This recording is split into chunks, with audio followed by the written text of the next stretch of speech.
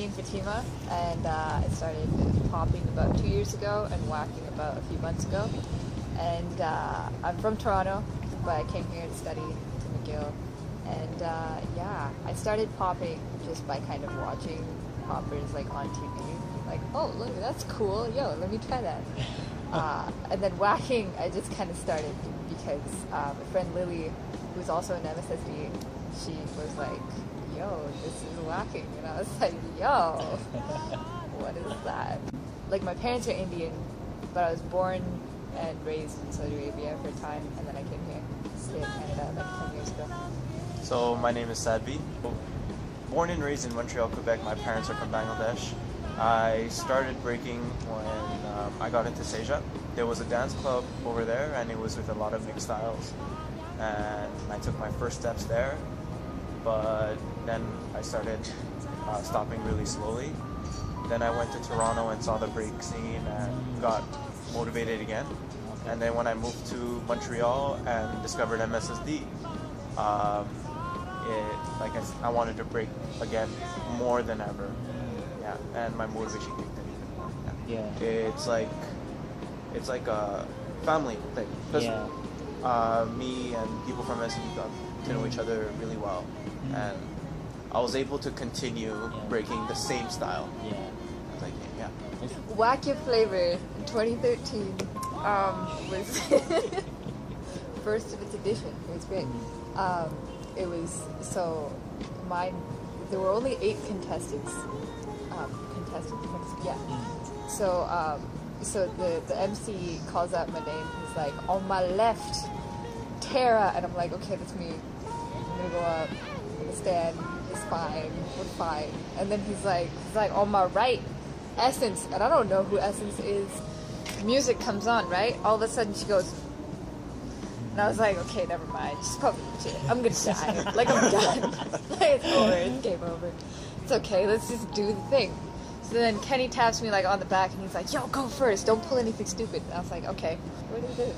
But it's like that feeling where, you know, like you're in the battle zone, you know, and you're listening to the music, and it's like you're expressing like something that's so innately like that comes from like your inner being. You know, and it's like it's such a natural kind of expression that's like a spur of the moment kind of thing, and it's like all through my head. Like on the outside I was just like, when I was standing there I was just like, okay, but on the inside I was like, she looks too legit, man. Kenny comes up to me and he's like, you know, you just battled the winner of Bust a Move 2013 whacking, right? And I was like, well, I do now.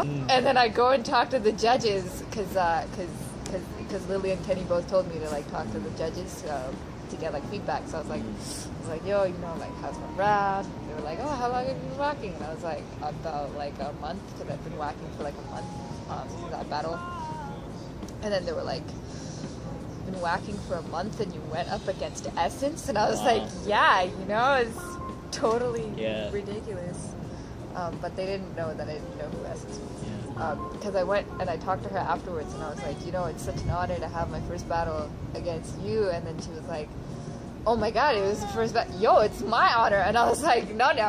And then she's like, I'll remember you. And I was like, I.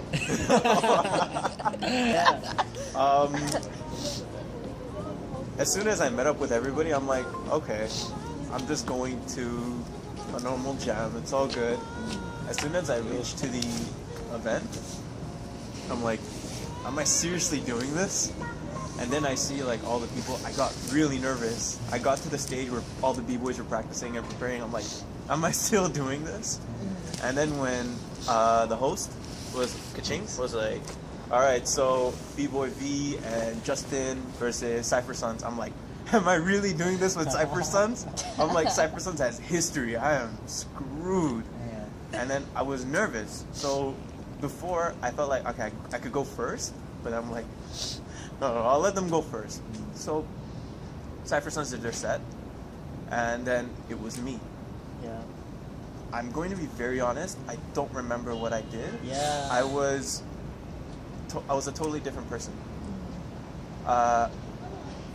I did sets and moves that I never practiced, and I just moved according to like the environment and the song and just the attitude itself, because it was a battle attitude. Yeah. And like at first I was really scared if I didn't have any eye contact with my opponent, because I wanted to be serious. Yeah. But then I didn't think about that. I was just looking at him and just focusing on what I was doing to give a reply back. Yeah. Then I did a move at the end where I was spinning with my elbow. I never did that before, except the night before. Yeah. I'm like, let me try this. Okay. And then I kept crashing the night before. And at this event, I actually landed it, and then I got back.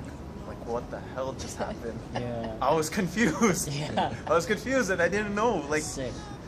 I was like, and Justin, when I saw him, he was like, what the fuck? I never saw you do this before.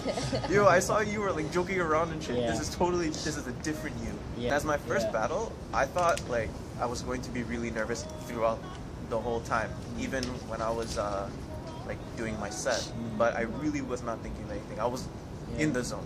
I think it's made me less kind of timid when it comes to dancing, you know, because before, especially like last year when I joined MSSD, I'd always be kind of shy to, like, whenever there was a cipher, I'd be like, I'll go in after that person. Never mind. No, that's not the right song, you know. But now I'm kind of, especially when it's like signing up for events, I'm just kind of like, let's just do it. It's fine. Yeah. Being in it and then talking to the person and like socializing like at the jams after, it's completely different. Cause like when like Essence, like when we hugged afterwards and she was like, yo, thank you for the battle, I was like, why is she thanking me? Yeah. And it's like you think like after kind of going head to head with this person, you're gonna be like, I lost, like right? But it's like no, like now I have like a weird kind of like connection to S. Oh man, after the battle, because before that, I was always asking Justin, how was your first battle like? He was giving me tips and advice, like if it's a 2-round battle, or if it's like a 1-round battle, or if it's timed, then do this and do that. And when he was telling me, like, I could feel his honesty. He was like, whoa, you did really well for your first battle. After that, like, even now, I still don't remember what I did or how I felt, but everything's changed. Like, my feeling for breaking, at first, because it's my last semester, I thought like a lot of things were going to be the end for me, but to be honest, this is one of many battles.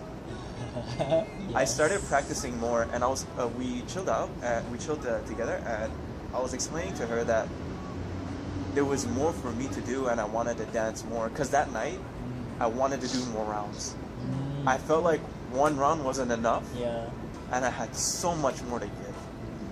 Then I started practicing. I started really seeing the problems that I had. I kept on looking at the footage, and I'm like, definitely I should improve on this. I think this is something that a lot of like dancers that I've talked to have kept on telling me, and that is that whether you're just gonna kind of like, even if you're not battling, or if you are battling, like whatever part of the scene you want to be in, it's like be a part of the scene, you know, like don't just go to jams and sign up to a battle and then do the battle and be like, oh okay, I'm out. It's like, no, like talk to people, connect with the culture, you know, because if you just focus on the like competitive aspect of it, or you focus on like improving on the dance, you're gonna kind of lose sight of like your passion for it, and like sharing that passion with other people. Because that's the part that kind of drew me closer to whacking as well, is that, or like just like dance in general, after I did the first battle, was that after the actual battle, when I talked to the other dancers and I got advice from them, and I got to talk to them about what it is about the dance that they like and what keeps them coming back, you know? So instead of just kind of focusing on like the actual, like your technical side of your dance, try to make sure that you also connect with that passion, and then that you also like share that passion with other people and kind of feed off of their love for the dance as well. Yeah, it's like that. I mean, because Yeah. it's called a jam like it's not called like a Yeah, tournament or like a yeah. competition, you know, like it's a jam, like you Yeah. jam out, you vibe out. One thing though is that embrace the music. Definitely. If you love funk, go to funk jams, you'll love funk even more. And you'll connect with the music because you'll get to see people jamming to it the right way. Like sometimes, like let's say if you go clubbing, you're in that awkward situation where it's like doop, doop, doop, and there's just some guy who's like breaking, it makes no sense. So it's Yeah. when you go to the right events, you definitely get more motivated. Actually, it's it maybe not timid, but those who have cultural restrictions, I would say, because sometimes when people see me break or they see me jam, and they're not really the ones dancing. Like let's say, like I'm gonna be very honest. Like there are people who or like family members that would be like you're dancing like you're dancing weird. You know, you look like a monkey. Like you know, You're crawling on the ground. Yeah. Yeah. I get that a lot. So, you know, sometimes it's discouraging, right? But then at the end of the day, does it really matter? Because this thing only lasts for that one night, and I don't think it should be enough to push me down all the way where it says where I tell myself I'm gonna give up. And there are people who will tell you like, oh, why don't you just do this dance because like you could relate to it. I mean, you follow that cultural background. Like, this is why I do it because it's different. Exactly, right? I mean, you have some groups that are like that, like, oh, like, because there are some points where it's like, yo, do you want to perform for us? Like, we're doing a set, like, Bollywood set, and it's like, no, because it doesn't fit. It doesn't fit with my character, but it's really not me, you know? I know what I do. It's not, it's like the perspective thing. Like, they think, like, it'll fit or it'll look flashy, but to be honest, in the end, if I'm not feeling comfortable and I'm doing it, it's not gonna look good. It's going to, because it's gonna look like it's in the wrong place, right? But yeah, I mean, I don't think people should really take too much attention into other people's perspectives. Definitely, I mean, judgment is judgment, right? But it depends. It depends on you and how strong you are inside, how strong your will is to dance. That'll determine how far you go. I think one particular point that, you know, like I've talked to other people and it's a point that keeps on coming up is that everyone has their own flavor and everyone has their own like style that they want to do. You know, like the way that they might vibe out to some song might not be the same way that somebody else moves to the same song. And while, you know, when you're doing a type of dance, there are some guidelines that you need to follow to like have it kind of conform to that, but I don't think it should conform to the level where you're sacrificing your own kind of like your own identity through dance. You know, you should keep in mind the way that you want to move, the way that you naturally tend to move, and go with that. Dance the way that you want to. If there's a certain song that you like dancing to, dance to that song. If there's certain music that you like listening to, listen to that music. You know, if there's some dancers that you hold to like a certain regard and you want to learn from them, go and learn from them. You know, don't let other people kind of dictate what you should be doing, who you should learn from, what the way that you should be dancing. And yeah. What's happening? What's happening? What's happening? What's happening?